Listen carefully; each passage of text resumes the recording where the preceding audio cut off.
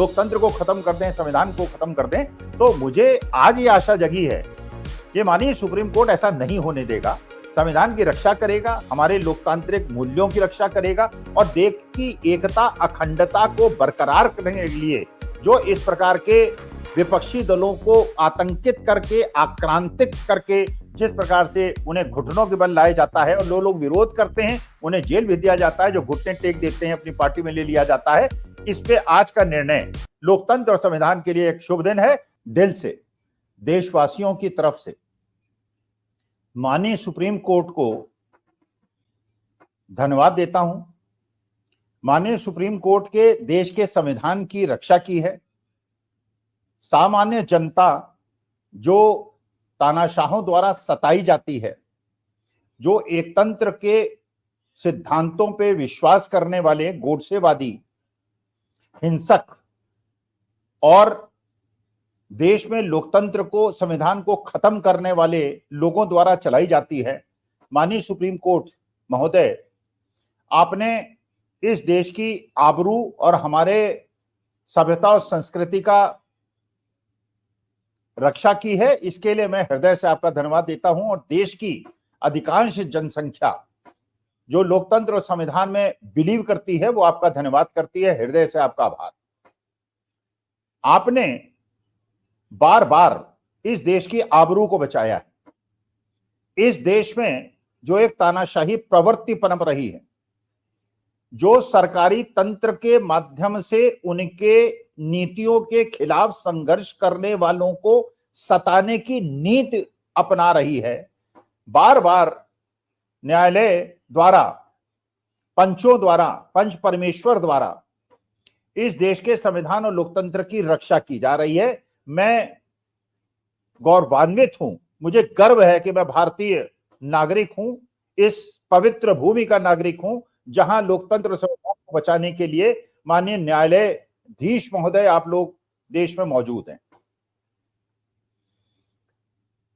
जिस प्रकार से अनिल देशमुख को, जो महाराष्ट्र के होम मिनिस्टर थे, केंद्र सरकार दिल्ली द्वारा महाराष्ट्र की अस्मिता को धमकाते हुए अनिल देशमुख को, देशमुख साहब के माध्यम से, फडणवीस साहब के माध्यम से यह संदेश दिया गया, जो अनिल देशमुख ने खुद कोर्ट के एफिडेविट में कहा कि उनको संदेश भिजवाया गया था कि आप एक झूठा एफिडेविट दे दीजिए कोर्ट में, जिससे हम उद्धव ठाकरे और आदित्य ठाकरे को जेल में भेज सकें। अनिल देशमुख एक महाराष्ट्र की आन बान शान, महाराष्ट्र छत्रपति शिवाजी महाराज के महाराष्ट्र के निवासी जो होम मिनिस्टर थे, उन्होंने किसी चीज की परवाह न करते हुए सत्य का साथ दिया और अपनी निष्ठा नहीं बदली। देखिए, बाकी महाराष्ट्र के बहुत सारे लोगों ने अपनी निष्ठा बदल ली दबाव में, चाहे वो अशोक चव्हाण हो, चाहे वो प्रफुल्ल पटेल साहब हो, चाहे वो छगन भुजबल साहब हो, चाहे अजीत पवार साहब हो, लेकिन कुछ लोग चट्टान की तरह अड़े रहे अपने सिद्धांतों के साथ और अपने जो आदर्श थे उसके साथ न छोड़ने के साथ।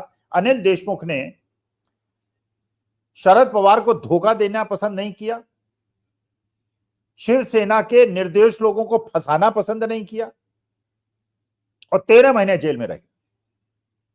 सारे परेशानियों को उन्होंने झेला। आप जानते हैं, चाहे राजनीतिक कैदी हो, चाहे गैर राजनीतिक कैदी हो, जेल के अंदर किस प्रकार का ट्रीटमेंट मिलता है। और ये वो व्यक्ति जो महाराष्ट्र जैसे बड़े प्रदेश का गृह मंत्री था, उसको यातनाएं दी गई, लेकिन 13 महीने उसने सहा और उसके बाद माननीय कोर्ट ने उनको निर्दोष पाते हुए छोड़ दिया और ये कहा कि इनके साथ कोई केस नहीं बनता। इसी प्रकार संजय राउत, जो शिवसेना उद्धव ठाकरे के बड़े नेता हैं और राज्यसभा के सांसद हैं, और अपनी निष्ठा उन्होंने नहीं बदली। जब उनको भी जेल भेजा गया काल्पनिक आरोपों के आधार पर, अपनी मां के पैर छूते उन्होंने कहा कि मैं डिगूंगा नहीं अपनी जगह से, उद्धव ठाकरे से अपनी जो मेरी निष्ठा है इसको नहीं छोड़ूंगा। जेल में रहे, 4-5 महीने जेल में रहे और कोर्ट ने वहां भी ये कहा कोई केस नहीं बनता, उनको छोड़ दिया गया। नवाब मलिक, जो कि एनसीपी शिवसेना के, एनसीपी शरद पवार के बहुत बड़े नेता थे और बड़े मुखर होके बोलते थे, बिना डरे बोलते थे। लोकतंत्र को बचाने के लिए और संविधान को बचाने के लिए उनको भी महीनों जेल में रखा गया, सताया गया, परेशान किया गया। अब जेल से छूटे हैं।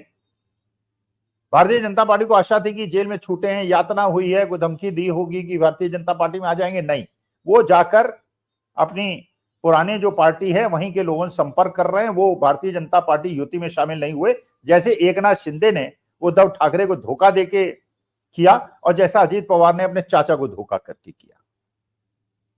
इसके बाद इन लोगों को चुभ रहा था सबसे ज्यादा वो आम आदमी पार्टी, जो दिल्ली में शासन में आ गई, जो पंजाब में शासन में आ गई, जो गुजरात में कई सीटें जीत गई, जो गोवा में सीटें जीत गई और एक नेशनल पार्टी बन गई।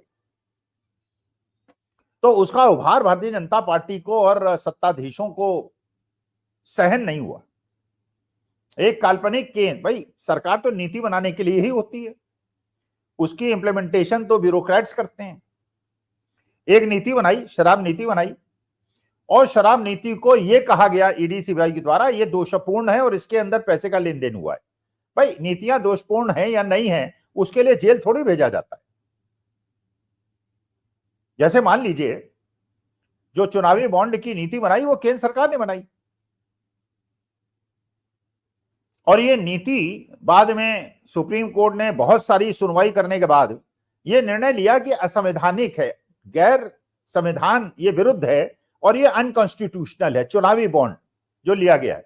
और जिस प्रकार से उसमें ब्लैकमेलिंग हुई है, बार्गेनिंग की गई है, बॉन्ड लिया गया है और वैक्सीन लगाई गई है, बॉन्ड लिया है और ठेके दिए हैं, वो सारी चीजें, बल्कि स्टेट बैंक ऑफ इंडिया कोशिश कर रहा था ये सूचना सुप्रीम कोर्ट न दी जाए, लेकिन सुप्रीम कोर्ट हमारे पंच परमेश्वर हैं, उन्होंने सूचना 24 घंटे में निकलवा ली और देश के सामने पर्दाफाश हो गया कि चुनावी बॉन्ड में क्या क्या हुआ। वो नीति दोषपूर्ण थी, वो अनकॉन्स्टिट्यूशनल थी, लेकिन उसमें कोई नीति बनाने वालों को जेल नहीं भेजा गया।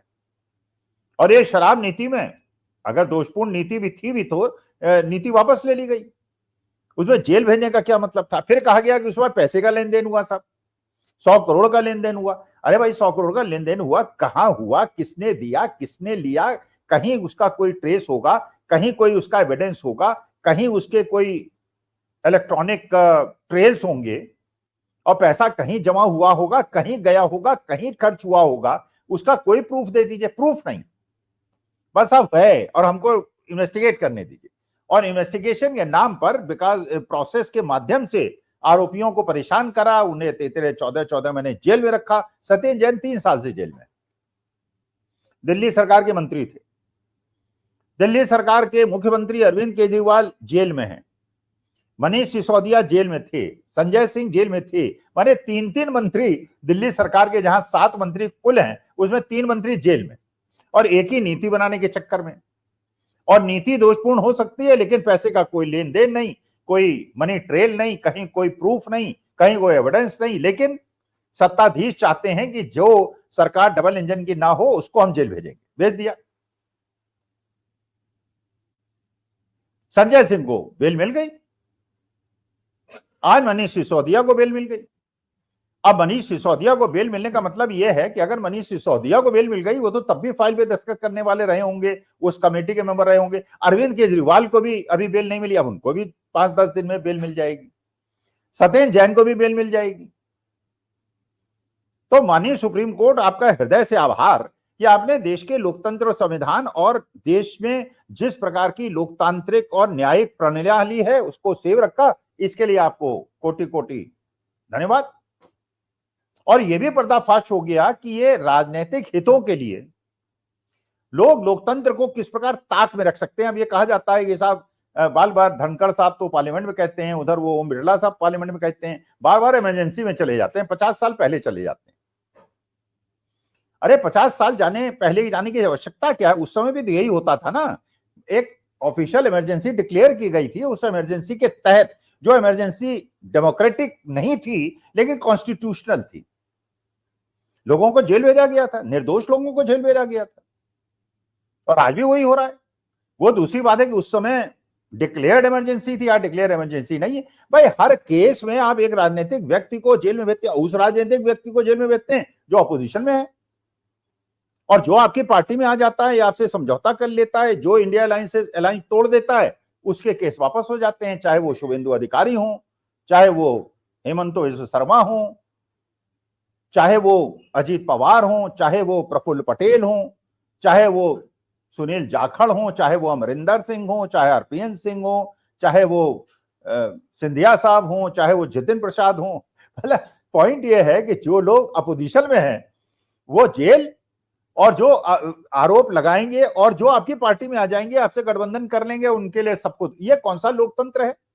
ये किस प्रकार से संविधान की हत्या नहीं। लेकिन चलिए, माननीय सुप्रीम कोर्ट ने, बाकी हाई कोर्ट ने और न्यायालयों ने, और जिस प्रकार से माननीय सुप्रीम कोर्ट में मनीष सिसोदिया के मामले में लोअर कोर्ट्स को डांट लगाई है और ईडी सीबीआई को डांट लगाई है, पहले स्टेट बैंक ऑफ इंडिया को चुनावी बॉन्ड के मामले में डांट लगाई थी, तो मुझे लगता है कि हम लोगों को इस बात के लिए गौरवान्वित होना चाहिए, हमें इस बात के लिए गर्व होना चाहिए कि जितना भी कोशिश कर लें सत्ता में बैठे हुए लोग, चाहे इंदिरा गांधी ने किया हो, आज भारतीय जनता पार्टी के लोग करें कि तानाशाही ले आए इस देश के अंदर, लोकतंत्र को खत्म कर दें, संविधान को खत्म कर दें, तो मुझे आज ये आशा जगी है कि माननीय सुप्रीम कोर्ट ऐसा नहीं होने देगा, संविधान की रक्षा करेगा, हमारे लोकतांत्रिक मूल्यों की रक्षा करेगा, और देश की एकता अखंडता को बरकरार करने के लिए जो इस प्रकार के विपक्षी दलों को आतंकित करके, आक्रांतिक करके, जिस प्रकार से उन्हें घुटनों के बल लाया जाता है और लोग विरोध करते हैं, उन्हें जेल भेज दिया जाता है, जो घुटने टेक देते हैं अपनी पार्टी में ले लिया जाता है, इस पे आज का निर्णय लोकतंत्र और संविधान के लिए एक शुभ दिन है।